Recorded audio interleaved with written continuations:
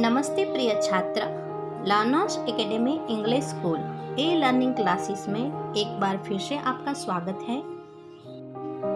प्रिय छात्र, आज हम कक्षा 4 में हिंदी विषय में चैप्टर 4 का पार्ट 2 लेंगे।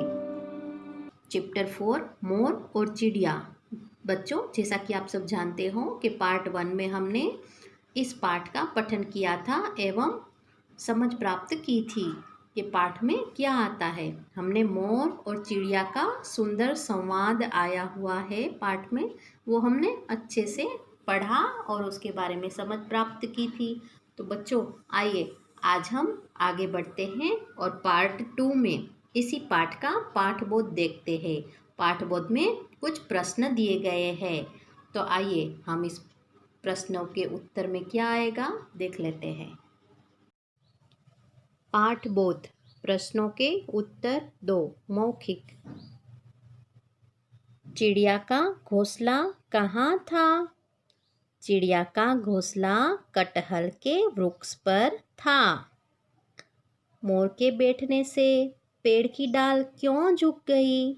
उत्तर में आएगा मोर का वजन भारी होने के कारण पेड़ की डाल झुक गई। चिड़िया को मोर क्यों नहीं अच्छा लगा? उत्तर में आएगा मोर के बैठने से चिड़िया ने जिस डाल पर घोंसला बनाया था वो डाल झुक गई थी, इसीलिए चिड़िया को मोर नहीं अच्छा लगा। मोर ने अपने भारी पंखों के लिए क्या कहा? उत्तर में आएगा कि मोर ने अपने भारी पंखों के लिए कहा कि ये पंख मेरा गौरव है और गौरव के पीछे हमेशा कुछ ना कुछ भार होता है, इसलिए मैं खुश हूँ। मोर का नाच देखकर चिड़िया ने क्या किया? उत्तर, मोर का नाच देखकर चिड़िया ने कहा, पक्षीराज मोर, तुम धन्य हो, अपने भारी पंखों से कितना सुंदर नृत्य कर लेते हो। तो बच्चों, आपको ये मौखिक प्रश्नोत्तर आपकी हिंदी की नोटबुक में लिखने होंगे। मैं आपको PDF के द्वारा मौखिक प्रश्नोत्तर भेजूंगी। लिखित। क, मोर कटहल के वृक्ष पर क्यों बैठा था? उत्तर में आएगा मोर बहुत थक गया था, इसलिए कटहल का घना वृक्ष देखा तो वहां विश्राम करने बैठा था।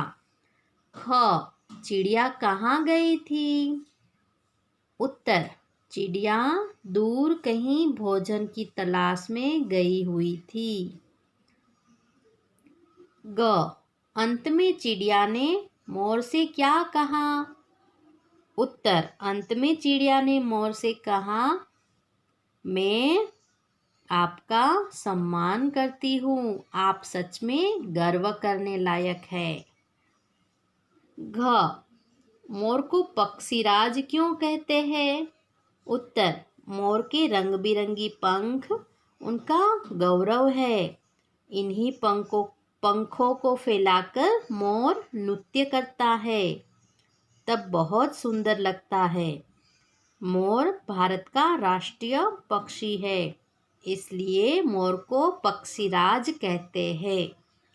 तो बच्चों, यहाँ पर हमने पाठबोध के मौखिक एवं लिखित प्रश्नोत्तर देखे हैं।